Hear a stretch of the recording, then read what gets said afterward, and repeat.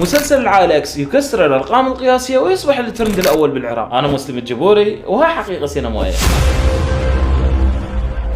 مع نهاية هذا العمل كان المسلسل يناقش الكثير من الأحداث الاجتماعية في مجتمعنا العراقي، وأيضا اتطرق إلى موضوع حماية حقوق الحيوان، وهي نادرا ما تلقاها بالأعمال العراقية. وأيضا لا أنسى الالتفات الجميلة لموضوع جريمة الطفل موسى اللي راح ضحية زوجة أبوه، وكل هذه التفاصيل تم طرحها بأسلوب سردي جميل مليء بالإثارة والحبكة من قبل كاتب العمل علي فاضل. مرحبا أستاذ علي، إذا أمكن بشكل ملخص تسولف لنا عن قصة مسلسل العائلة اكس. حبيبي مسلم العزيز، شلونك؟ إن شاء الله تكون بخير. أولا هو المسلسل اجتماعي يحكي عن قصة أم تفقد ابنها، يختفي ابنها بظروف غامضة، فبعدها تكتشف عالمه الخفي مع أصدقائه اللي هم العائلة اكس. مرور الأحداث تكتشف أنها ما كانت تعرف ابنها بشكل صحيح، هي وأولياء أمور